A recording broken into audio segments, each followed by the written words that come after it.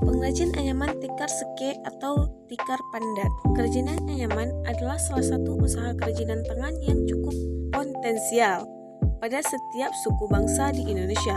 Pembuatannya sangat sederhana dengan mengandalkan tangan dan dibantu oleh beberapa buah alat tradisional seperti pisau, parang, dan jangka. Bahan-bahannya berasal dari tumbuhan yang tumbuh di sekitar lingkungan tempat tinggal masyarakat di pedesaan.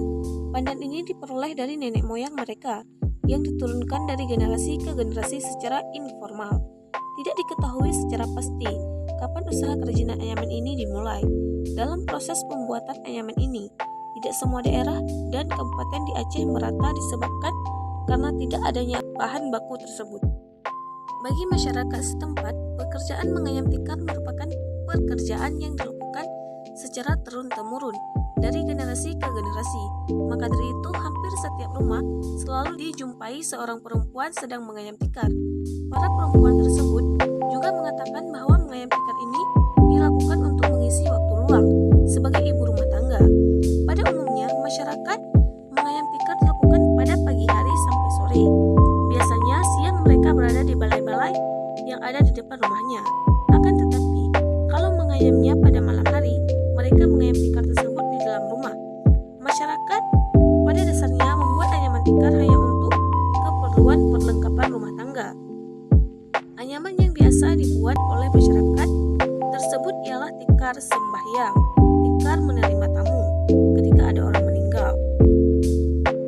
Sebelum tahun 1990, anyaman tikar seke yang diseluruhkan oleh masyarakat bukan untuk dijual belikan. Sejak tahun 1990, banyak dari masyarakat sudah mulai mempergunakan anyaman tikar seke sebagai mata pencaharian untuk mendongkrak perekonomian masyarakat setempat. Tampilan tikar yang berwarna-warni dengan dominan warna merah, hijau, ungu, bahkan hitam menghasilkan banyak interpretasi terhadap keberadaan dan eksistensi tikar pandan. Berdasarkan pada beberapa narasumber setempat, bahwa warna tikar ini mendapatkan pengaruh bagi beberapa negara di kawasan Asia Tenggara. Hal ini memang tidak dapat dipungkiri, tetapi belum dapat juga dipastikan karena belum ditemukan catatan tertulis yang mengatakan secara langsung bahwa tikar pandan mendapat pengaruh tertentu dari negara lain. Kehidupan masyarakat, walaupun rata-rata penghasilan ekonominya pas-pasan, namun tidak semata-mata seorang istri yang mengharapkan dari pemberian sang suami sudah ambil gaji pada tanggal muda.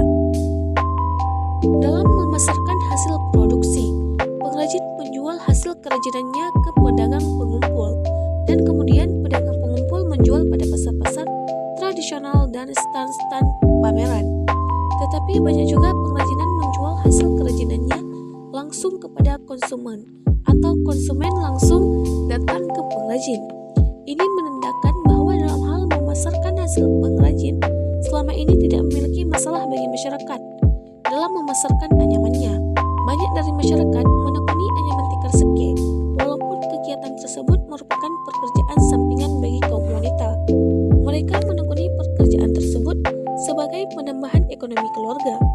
Dalam pembuatan tikar tersebut didapatkan bahwa dalam satu minggu biasa menyelesaikan satu tikar pandan, kadang-kadang 2 lembar yang berukuran 3x2 meter, siap untuk dijual dengan harga 60.000 per lembarnya. Dengan demikian dapat diketahui bahwa pendapatan masyarakat, khususnya pengrajin anyaman tikar pandan, adalah 2.440.000 per bulan. Dengan pendapatan tersebut sangat membantu perkembangan perekonomian keluarga dalam pertumbuhan ekonomi masyarakat. Biasanya modal yang dikeluarkan untuk mendapatkan bahan baku pandan tidak terlalu mahal, cukup menggunakan alat seadanya saja. Bagi masyarakat pengrajin yang membeli bahan baku pandan dari pengusaha pandan biasanya hanya membayar 200.000 per hektarnya. Dalam 1 hektar, pandan pengrajin biasanya sanggup membuat 10-15 lembar tikar pandan yang berukuran 3x3 meter yang dijual dengan harga Rp500.000 sampai dengan Rp600.000 per lembar. Produk kerajinan tangan seperti tikar pandan dan berbagai produk lainnya. Anyaman tikar pandan mengalami proses perkembangan, baik sebagai suatu karya seni atau suatu karya industri. Perkembangan dan transformasi sosial senantiasa terjadi di dalamnya. Tinggal bagaimana para pengrajin dapat menyikapinya kembali. Jika kemudian banyak terjadi pengulangan terhadap bentuk motif tikar pandan, bukan berarti tidak ada nilai pembaharuan dan kreativitas. Akan tetapi lebih dinilai sebagai aktivitas pertumbuhan dalam tumbuh anyaman tikar pandan itu sendiri. Dan hal seperti inilah yang perlu dipertahankan. Bukan juga bermakna karya tikar tersebut didapatkan dari bentuk-bentuk tiruan terhadap produk lain, tetapi lebih ditekankan kepada nilai-nilai untuk mempertahankan budaya, tradisi, dan eksistensinya. Pada masa kini belum seberapa pandai dalam pembuatan motif bunga-bunga dan warna pada tikar. Mereka menganyamnya dalam bentuk anyaman dasar dan biasa saja. Belum sampai seperti tikar yang kita lihat sekarang. Generasi-generasi setelah kami dan generasi-generasi sekaranglah yang lebih pandai dan bagus-bagus dalam pembuatan motif dan pemberian warna tikar. Bila dalam proses pewarnaan itu sendiri kurang bagus, maka kualitas tikar yang akan dihasilkan nanti juga kurang, serta harga yang ditawarkan oleh pembeli akan tidak sampai kepada target yang diinginkan oleh pengrajin. Berdasarkan hasil analisis dan pembahasan yang telah diuraikan sebelumnya, maka dapat ditarik kesimpulan sebagai berikut.